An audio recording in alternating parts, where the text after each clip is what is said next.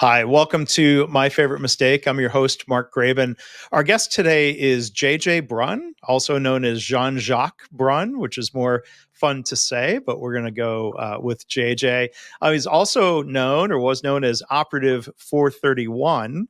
So you might be wondering what that means. Well, JJ is a seasoned veteran of the intelligence branch of the Canadian Armed Forces.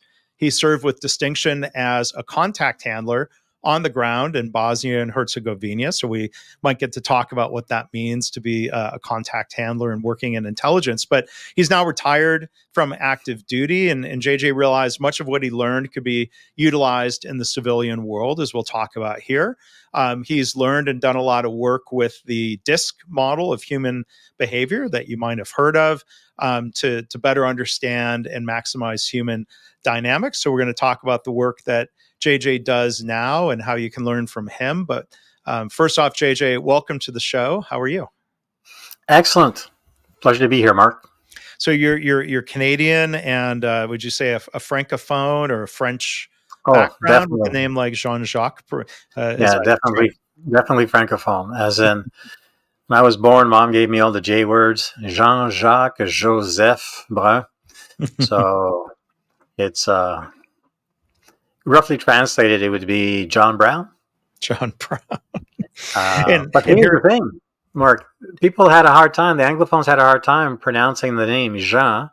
Yeah. And it came out with Jean and Jan, and then when I was working overseas, there was a British colleague in the office, and he said, "Hi, JJ," and we were alone. I'm like, and I answered, and I got branded. So JJ became the working name, and that people kind of prefer because it's easy to spell and remember.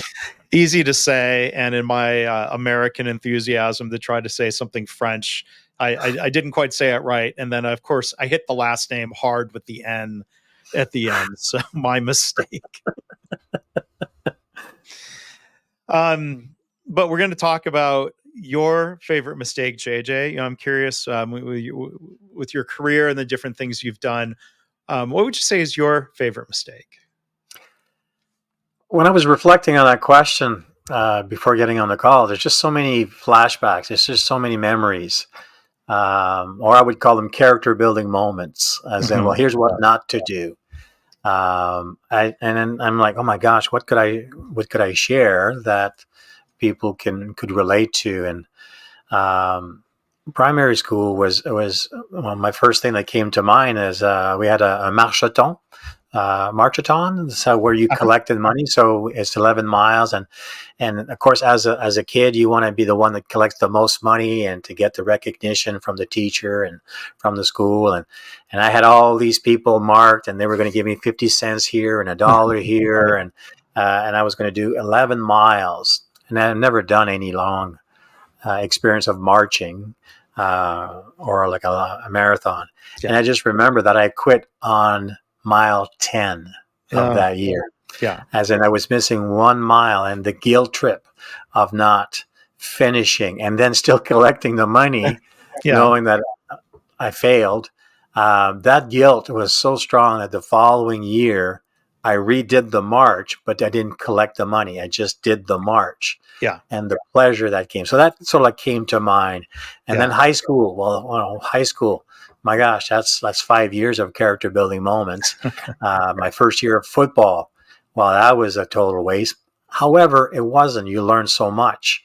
And then when you move forward, I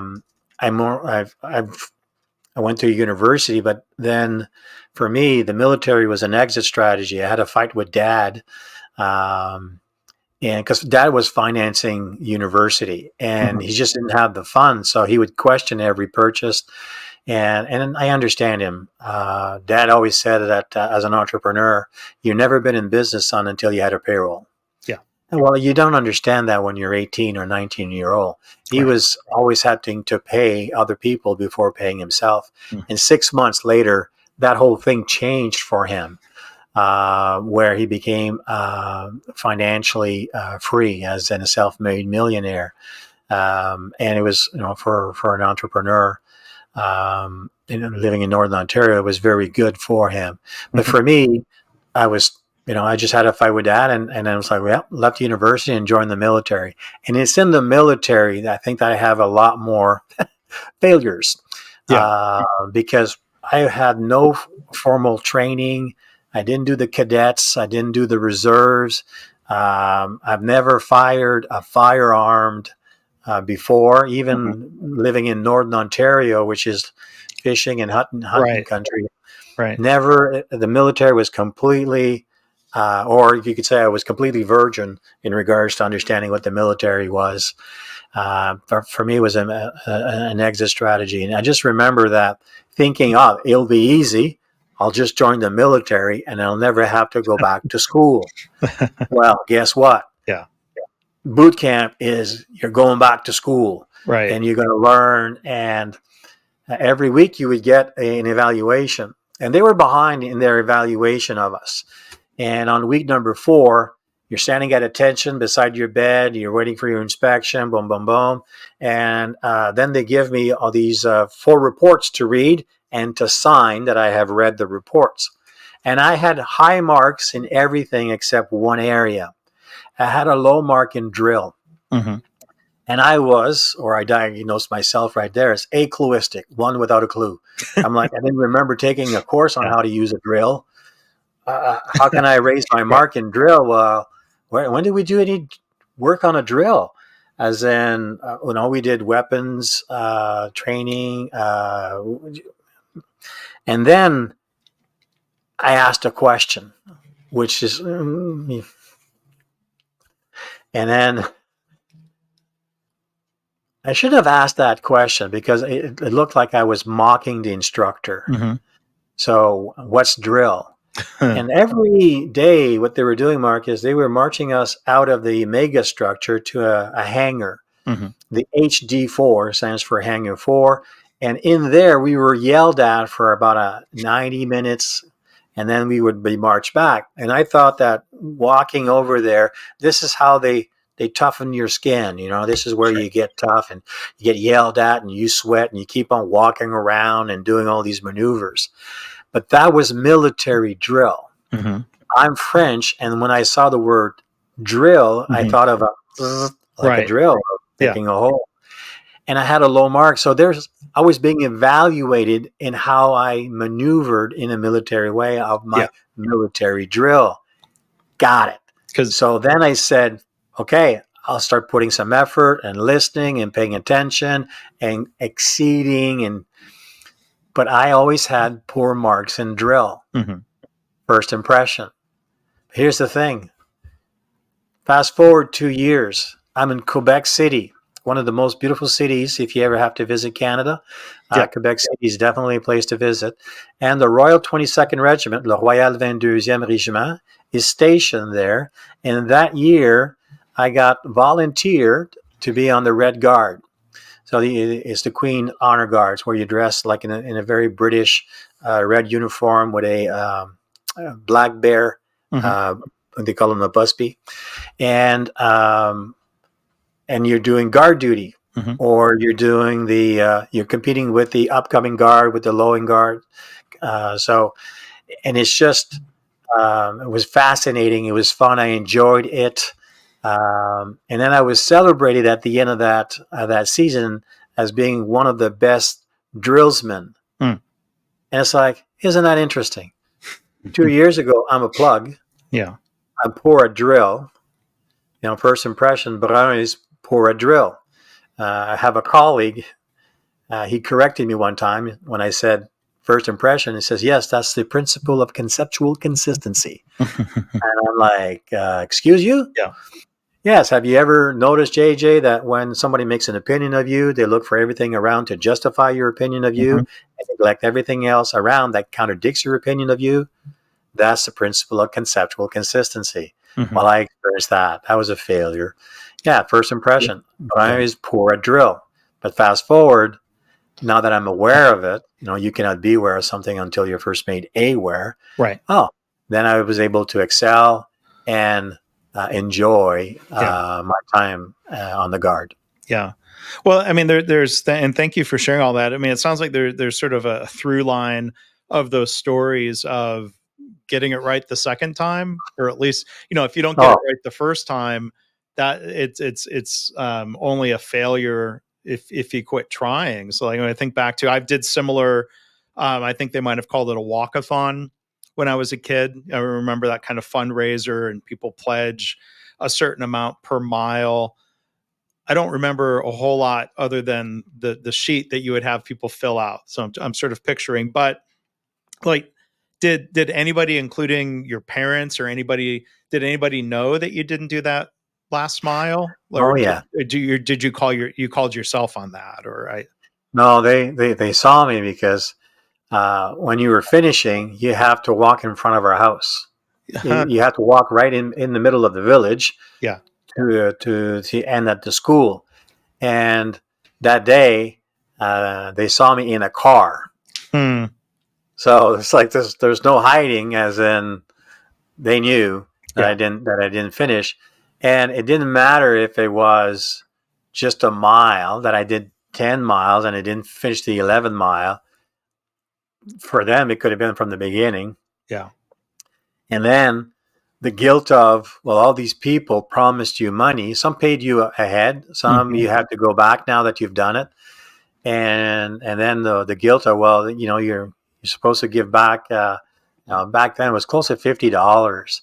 It was something big, Mhm. because the one who got the most also got a prize, and I still collected the money. Yeah. And the people that I collected the money, somehow they knew that I didn't finish, and that was just worse. How did that Uh, word get around? oh, it's a village. It's a Yeah. small Okay. village. When you're Okay. 500 people, everybody knows. Yeah. And, So and it's like, JJ hitchhiked. Young Jean Jacques yeah. hitchhiked. I mean, whose car was this? That could have been a mistake. Well, it was the school, right? The school had Mm. sort of like they were monitoring if everything was Okay. okay. Yeah. And I was walking with two older school teachers, and they just saw that I was struggling, Yeah. and there was no shame of stopping, Yeah. but there was shame in stopping. And then the following year, and you're right, as in maybe I was a hard learner, as in the first time you learn so much. Hmm. High school was not necessarily easy for me. Hmm. Some people, they would read a book and they would get it, and I was like, don't get it. Yeah. My learning style was different, so it was hard. But the second time, Yeah. when I was sent over to the UK on an interrogator course, all I heard is, "Who wants to go to the UK?" Yeah. Oh, I Yeah. volunteered. Yeah. Well, you're going to go on that on a prisoner handling and tactical questioning. Ooh, that's cool. And now, Prisoner was handling. this your first step into military intelligence or spy work, or? No, well, back then I was accredited and certified, so I was an intelligence operator. I graduated 431. I was the 431st student to graduate, so that Hmm. becomes sort of like your number. So Yeah. JJ, in top Yeah. 431. All the double zeros were taken. That's just the number that I got. And then from there, because I was bilingual, my first posting was to go to the national headquarters, because they needed somebody to speak French to be able to answer or talk in French. Because Canada was going through, the military was going through this. You have to have bilingualism everywhere. Hmm. And I saw the first Gulf War at that time, and the Oka crisis in Quebec. So for those 2 years, we were very, very busy in regards to operating in the national headquarters, and it was a big. And sorry to interrupt, but what was that crisis? Was that a separatist movement at the Oka time? crisis was in regards to the First Nations, Oh. and the local police tried to investigate an incident, and that didn't work out. And then the provincial police got involved, and that got worse. And then the federal police, then there's weapons involved, so then it turns into a military. Mm. It's the last resort. When the military is called in, it's the last resort to maintain peace. Right. So the military was called in, and it was my former unit. Mm-hmm. So when I changed trades, that was my former unit that went there, and it lasted about 30 days Okay. to having a peaceful resolution. As soon as it was done, now it becomes a policing matter. So go back to the federal, and then the federal wants to bring it down to the provincial and then to the local police. Basically, they were expanding on the territory. They wanted to expand a golf course. Oh. And the expansion of the golf course created some tension within the First Nation at that time. Okay. So it got really, really busy because having all the resources in regards to the first Gulf War, and then the resources also allocated to the Oka crisis, we got really stretched. And when you're doing a shift work, you were busy. So those first 2 years were fantastic. And then from there, they needed a francophone up in Bagotville, Quebec. If you know where Quebec City is, it's just 2 hours north. There's an Air Force base. And I was volunteered to go there. And that's where a couple of years in, they were looking for volunteers to go and get their accreditation. And prisoner handling and tactical questioning sounds cool. Yeah. I don't know what that's all about. It's basically an interrogator course. It's we would call it a mini course. It's a tactical course. It's where you will filter people to send them to a higher interrogation cell. So it's where you filter everything. So prisoner handling and tactical questioning. And all I heard is who wants to go to the UK. So yeah, fantastic. My first time taking a flight out of country alone, and they had booked me. This is funny. They had booked me from Bagotville, Quebec to Montreal, and Montreal to France, and France to England. And when I got to Montreal, the Air Canada stewardess asked me, "Do you have any business in Paris, in France?" I said, "No. The military says there's no direct flight from Montreal to London, UK." And of course there is. I'm like, yeah. I don't know. Maybe they were saving money, right? I mean, well, see, I cannot change the airline ticket. Yeah. Don't do anything wrong. Don't put yourself in any trouble. I wouldn't want you to do, if you can change the flight, if I can have a direct flight to London, that's fantastic. Yeah. But it cannot be more than what the ticket is. If it's less, it's fine. Right. But if it's more, I can't justify it. Yeah. She goes, "Don't worry about it." And she booked me in first class. Yeah. My first experience of first class. It's like, thanks for your service. Yeah. It's a blessing, but it's also a curse because that exists. Right. When I came back from it, Mark, I'm expecting I'm going to be back in that first class. Yeah. Nay. They put me on the seat just before first class. I can see what's going on between the curtains, what's going on. I've been in that seat before, and after riding up front, you hear every clink and every wine bottle opening, and you're like, "Oh, it's miserable. I'd rather be way in the back." Yeah, but it's the interrogator course was another learning experience because it never came to my mind that in the first hour I'd be stripped naked, thrown into his cell, and experience a hostile interrogation. It's like, what the heck? The level of training in the UK is different than the type of training that we would have in Canada. We'd say, well, I'll just pretend. No, you're stripped naked. And when you have a complete stranger coming at you, and whatever you have on your body, they're playing with it.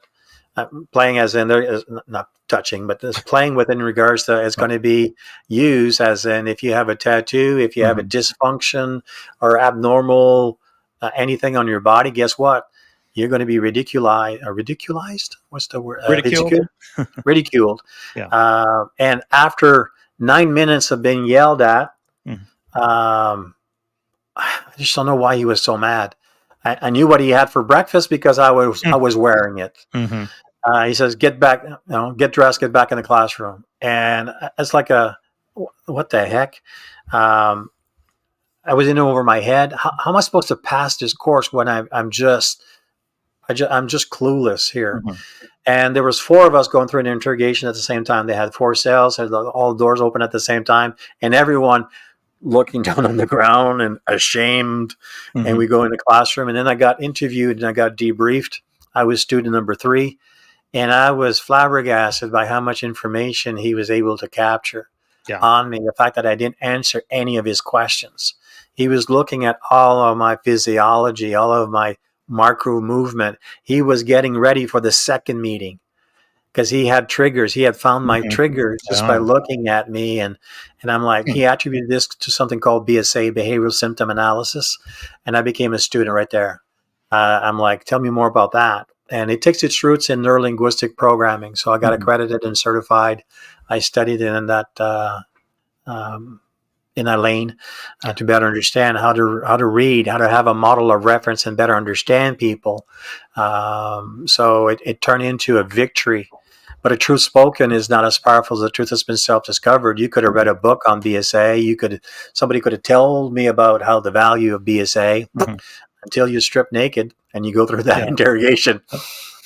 No way that I'm going to, believe you. Yeah. Now it's like, oh my gosh, this stuff really works. Was part of the intent of being trained that way, of being interrogated, to prepare you for being on the other side of that kind of interrogation? Then their argument was, if you're going to be an interrogator, you need to know how it feels like, at least a small portion of it, how people will feel being interrogated. Because the way that the Brits did their training, there was 3 courses run at the same time. There was a prisoner handling course, there was an escape and evasion course, and there was an interrogator course. So we were part of the interrogation. The soldiers were learning how to find escapees. And all the fighter pilots, before they go overseas on a mission, they have to go through escape and evasion training. So they go for a whole week without eating, and they're basically sent out in a certain area that's a closed-in area, a wooden area, and they have to go from point A to point B, and they have to get there and not get caught. Well, then you have an abundance of infantry personnel train in finding you, as in normally they will hide over here, they will do this, they will do that, and they strip search, and they just basically prisoner handling, and then they bring them to you, and then you strip them naked, you inspect them to make sure that they don't have anything. You can be a really nasty interrogator. You can say, spread your cheeks, put your fingers in there, spread them. Are you hiding anything? And if they had a foreskin, you're probably hiding wire around your penis. Pull that skin, and they just get mad. And hey, and then it's like, do you have anything in your hair? And now they just put their hand up their butts, and now they're going to put their hands in their hair. You hide something in your mouth, put your fingers in. So you can really, really be nasty in regards to the different techniques. And you have to practice doing a harsh. And a harsh is 9 minutes nonstop. Like they put a figure 11, which is like a figure 11 in the infantry is what you shoot at. Like it's just a figure 11, as in it's like a soldier coming with you with a gun, and you have a bullseye, figure 11, and you're supposed to yell at that thing for 9 minutes nonstop. Well, I was done in 30 seconds. It takes a lot of energy. I had to use all my words. And I'm like, I don't know what else I'm supposed to say with it. So I went French, because I can swear in French. I'm like, I studied in theology. I know all my swear words. And I just went up and down that figure 11 sign in French, swearing and cursing, and you're the person that said no to me to go to a prom, and whatever thing bad that happened, you were that person. And I just put all my anger on that. It was very therapeutic at the same time.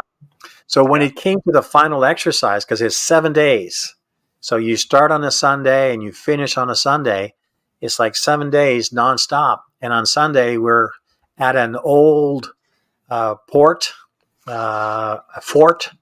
and you have to walk the plank to go inside. And this is World War II vintage. Yeah. And then you go to one of the little corners, and as you go in, you open the door, and the door falls down because it's off its edge. It's got one of these light switch. You know how you have to switch, like not a clicker, but a handle on it, a handle, and it's like, and then it's like that little wire, like this is like the movie with the bulb, and then the bulb goes like, get out. It still works. And then the pigeon, they leave when you come in. It's like, this was like the realism of a nice, wow, this could make like a nice movie. Yeah. And then you would script your techniques. You had a mastermind and say, I want you to do the father approach. I want you to do a dumb approach. You have all these different approaches that to use to get that person to relinquish and to share. But they're at the end. They know that they're at the end. They have to go through this interrogation. But then I just go French on them, and it just, for some reason, it just creates even more duress and stress. And now the goal is to get into their mind, just to get in there and then to get them guessing. And then it's like, you haven't been properly searched. Yeah. And then his eyes perk up again. He's going to go through that. Take off your clothes. And then when they're naked, you say, okay, you can keep 3 pieces of equipment. So if you were, imagine that you're naked, right? And you're allowed only 3 pieces. What would be the first thing that you would take? That I would take off or to keep? Yeah, as in, you don't have a shirt, you don't have pants, you don't have boots, you don't have socks, you don't have a jacket, you don't have a toque, you don't have anything. All of that clothing is right there on the floor. Oh. So, and he's an air pilot, he's a fighter pilot. So I say to him, you can only pick 3 items. So normally people take a pair of pants. That's the first thing that a man will do. He'll take a pair of pants just to cover up. Yeah. He takes his flight jacket because it has his wings on it. Yeah. And I said, except for that. And that threw him off. Yeah. That got him, because that was his identity is found in that jacket, in that wing. So you learn a lot by your failures. And the more you do the interrogation exercises or the different scenarios, the better you become at it. I was never the best, like graduating. I was never the A student. I was like the C student, because I just had to work harder at it, and I would put more time in it. When I was informed that I was going to go to Bosnia in the role of a contact handler, never done that before. And what does that mean? I wanted to ask you because it was in your bio, to be a contact handler. Yeah, a contact handler. So it's part of human intelligence. So interrogation, like the intelligence branch has a lot of collecting platforms. Imagery, well, that's satellite imagery intelligence. Signal, we can listen to your phone calls, absolutely. And human intelligence, human, is actually face-to-face interactions. So during the war, you would have contact handlers. A contact handler is a person where he or she is sent into a hostile environment, where he or she has to cultivate sources within that environment and determine their intentions and modify their behaviors if and when required. So a contact is a person. It can be a person with a position or a title, or it can be Joe Schmuckatelli on the street. A contact's a contact. Yeah.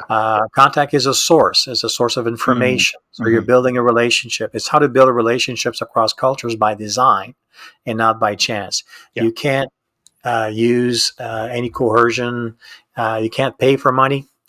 Well, we weren't taught that way. Can't pay for information. Yeah. No, you just don't pay. As in, everybody wants to talk all the time. You just have to find their hot button and provide an opportunity. So you learn all these skill sets of how to establish and maintain rapport with people. And how do you do that across cultures? It greatly enhances your ability if you have a model of reference. Because from there, you can discern one's preferred communication style and then match it. And then they'll be more prompted to interact with you according to how they are wired. So that's how you would know how you go about reading people. So a contact handler, we hadn't done that since the Second World War, so I was the first one selected. I think it's because I was safe in regards to my had a very successful infantry career. It takes you 8 years to be a sergeant. I did it in less than 4 years. I progressed rapidly in the ranks, and I finished my career as a staff officer. So I've seen both the blue collar and the white collar in that line. So contact handling being the first one is how to I went back to the UK, back to school to learn how to be a contact handler. Oh my gosh. Talking about a failure, there was an instructor that was on my interrogator course that was on my contact handlers course, and the Brits are very good at real live scenarios. So we would be in uniform because in Bosnia we're going to be in uniform, and we're going to be with interpreters. So they had an interpreter. So we were practicing in Serbo-Croat. So my interpreter spoke Serbo-Croat, and the person that I was meeting, only spoke Serbo-Croat. Mm-hmm. So, and that person had a cover story. That person had no information of value for the military. She was a role player that represented an organization that would work in a country after a war, right? CARE for humanitarian aid or something like that. So she had no information. And for me, I'm supposed to meet with her and establish and maintain rapport and use the acronym FORM: family, occupation, recreation, motivation.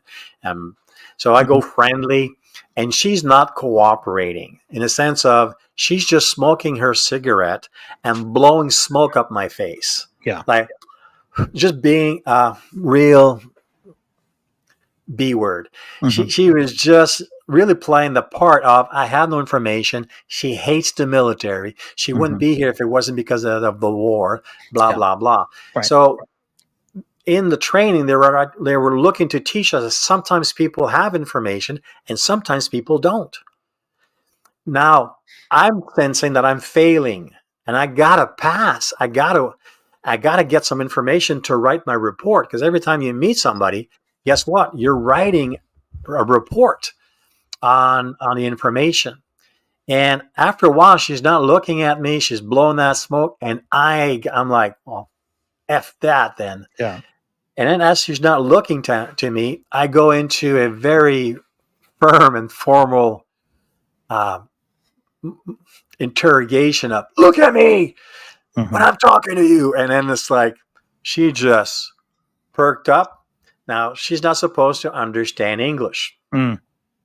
And then she's questioning my interrogator. What did he just say? What did he just say? And he's saving my glutamus maximus, man. He's saving my butt. But explaining that he's just passionate about it. Like he's just, and at the end, right, she had no information. And then when she broke, and then the meeting is over, and she goes, "You're lucky your interpreter saved you." Yeah. Now it's time for me to be debriefed by the instructor that was on my interrogator course, and he looks at me. Oh, and I'm curious, is that debriefing focused on learning from the mistake, or are you going to get yelled at? Oh, I'm going to get yelled at. Yeah. He goes, because he just looks at me, right, and he goes, "Look at me." Yeah.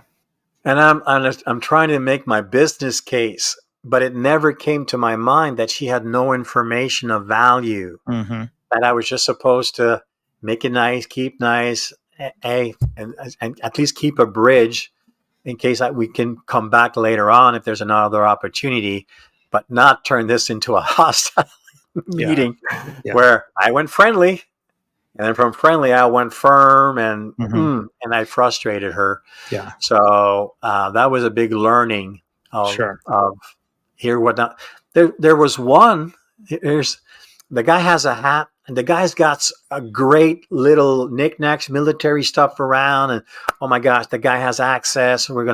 Then he takes off his hat and he's wearing aluminum foil around his head. And it's like tinfoil hat. Yeah. And I'm like, okay, but he's giving good information. And it's like, not everyone's got all their marbles, Right. right? They're missing their shooter. And I'm like, so they put you in all of these different types of scenarios. And if you're good, they're going to crank it up for you to fail. Yeah. They want you to fail there, not in theater. That seems really important. Yeah. They push you. And how I've never been pushed.